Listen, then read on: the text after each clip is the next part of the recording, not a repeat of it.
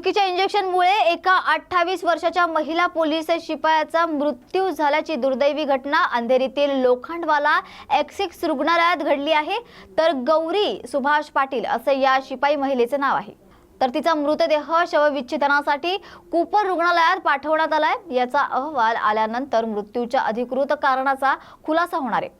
या मृत्यूमागे रुग्णालयाचा हलगर्जीपणा असल्याचं उघड झाल्यानंतर संबंधितांवर योग्य ती कारवाई होणार आहे। 2017 बॅचची गौरी पाटील ही कांदिवली समतानगर सरोवर टॉवरच्या पन्हाळ सोसायटीमध्ये राहत होती। सध्या ती मोरोळ विभागात पोलीस शिपाई म्हणून कार्यरत होती। कानात दुखत असल्यानं तिला अंधेरीतील लोखंडवाला संकुल वास्तू लेनच्या साईद्वार अपार्टमेंटमध्ये असलेल्या एक्सिस रुग्णालयात दाखल केलं। तिथे तिला ऑपरेशन पूर्वी भुलीचे इंजेक्शन देण्यात आले, मात्र या इंजेक्शनमुळे तिची प्रकृती खालावली। त्यामुळे तिच्यावर अतिदक्षता विभागात उपचार सुरू होते।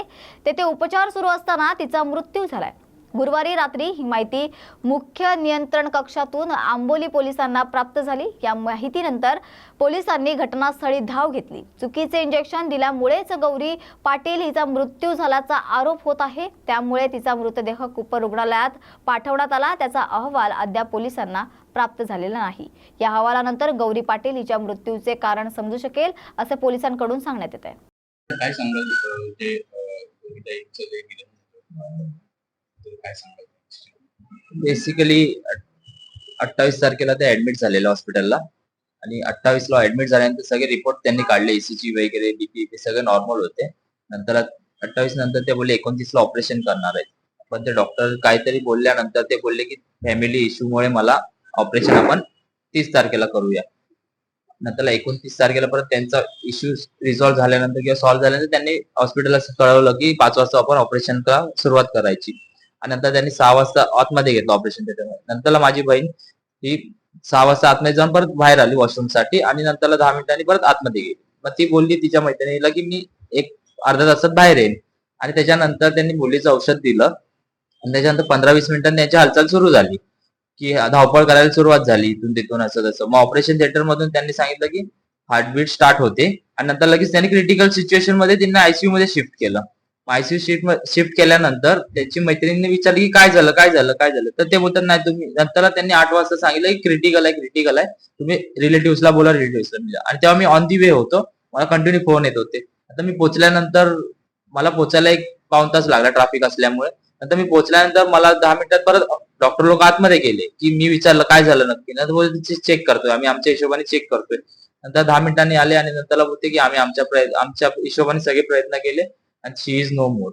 मग जर ज्या व्यक्तीचं हार्टबीट चालू असताना तुम्ही जर सांगितलं असतं तर आम्ही दुसऱ्या हॉस्पिटलला शिफ्ट करून काही उपचार केले असते, तर ही त्यांची चुकीच आहे। त्यांनी ऑलरेडी 2 तास डिले केला। जी व्यक्तीला 10 मिनिटांनी आम्ही शिफ्ट केलं असतं तर तिथे 2 तास 2.5 तास लागले नाही। अशा प्रकारे जीव जाणारच।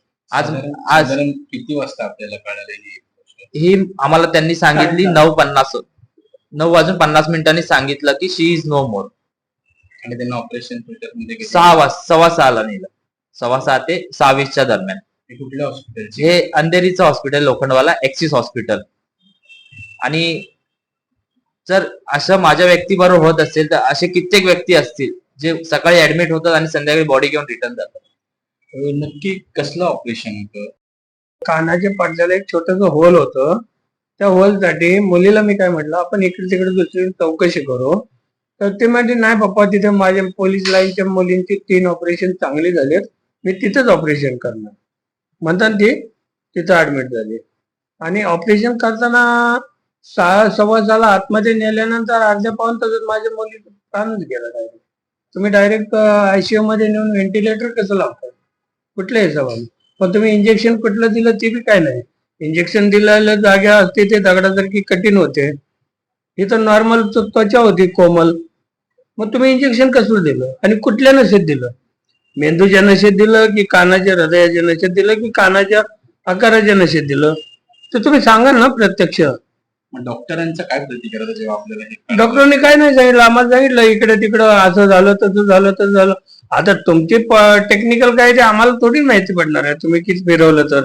हा मग त्यामुळं आमचं जर थोडा पारा वाढला तर नाविलाज आहे मग काय। कोण नाही तिथं, आता आम्ही विचारणार कोणाला? कुठल्या डॉक्टरांकडे आणि ते नावं काय? डॉक्टर येशू शेट्टी आणि एनएससीएसचे एमडी दानिश. मग शेवटी ते anesthesia वाले होते एमडी दानिश, ते बोलले की शेवटला जेव्हा आम्ही बॉडी घेऊन जात होतो आपलं कोल्ड स्टोरेजला ठेवायला घेऊन जात होतो, त्याच्यानंतर तो डॉक्टर एनएससीएसच्या वाला बोलला की मी एनएससीएसच्या दिलंच नाही. नंतर आम्ही त्यांना विचारलं सुद्धा की कोणी दिलं, तर त्यांनी नाव पण नाही सांगितलं. खोटं बोलले ते लोक. जर डॉक्टर एमडी एनएससीए वाला जर एनएससीएस भुलेचं औषध देत नाही तर कोण देतं? शेवटी मग शिकाऊ डॉक्टरच असेल कोणीतरी. जर अशी चुकी आमच्या व्यक्तीबरोबर झाली, उद्या 4 जणांसोबत झालं तर ते समजून येणार नाही. मग हे हॉस्पिटलचा फायदाच नाहीये.